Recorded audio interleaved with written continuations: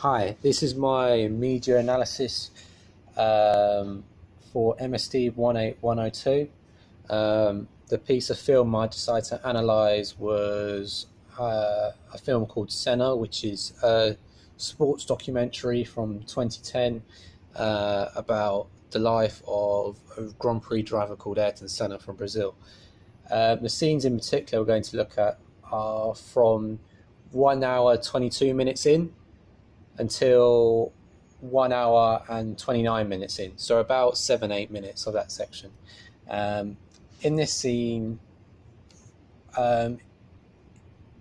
basically, like just to give a bit of a background about it, if you haven't watched it already, Ayrton Senna, he had won many championships, but this is his home race coming in 1991, and he had never won his home race before. And so the emphasis on this part of the film was to stress how important it was for not just Ayrton himself, but also the Brazilian fans there. And so the documentary builds a sense of drama here, or not drama, but more a sense of importance in this section, where it starts off when, before the race and during the race, it has like quite tense violins. They're like quite high tempo.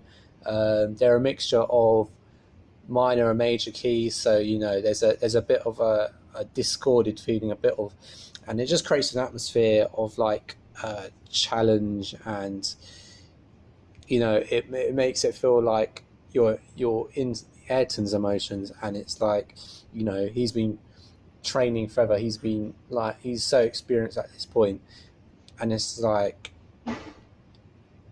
it's something he's been working at for a while, and like the way this music is in this scene, it really stresses that.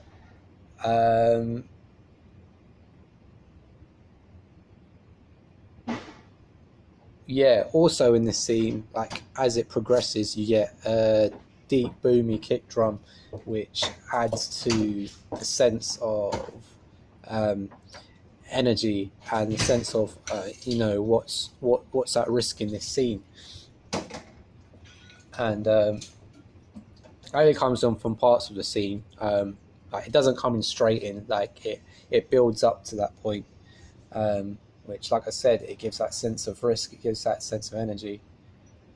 There's also recordings from the atmosphere of the track on that day, where you have fans chanting his name.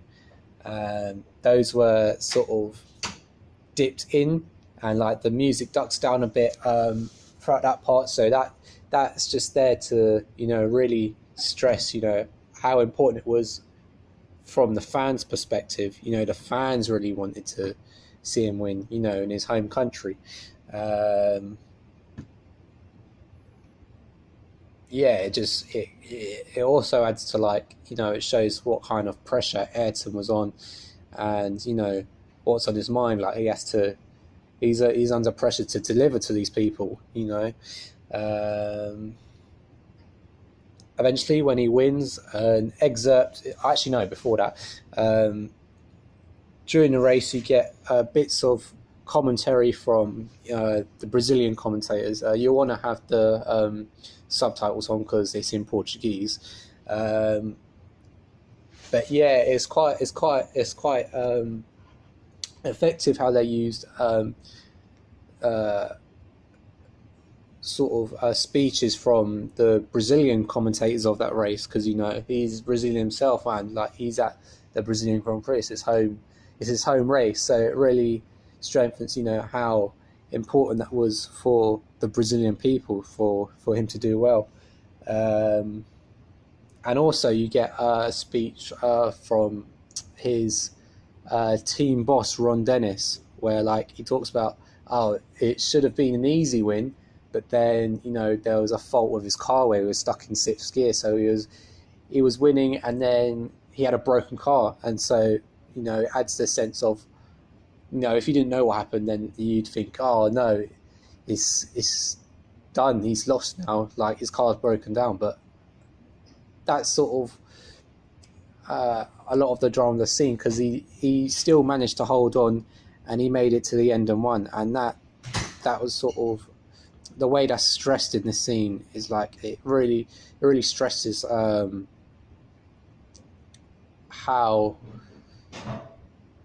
much of a challenge that was, and how like he went against all odds. And the music adds that as well, again with the tension.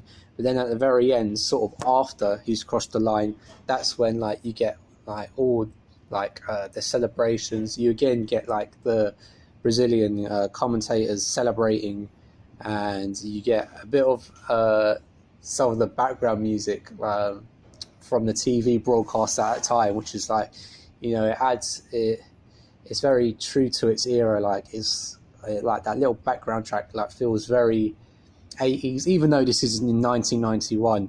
But the 90s only just started then, so you still have that sort of 80s culture behind it.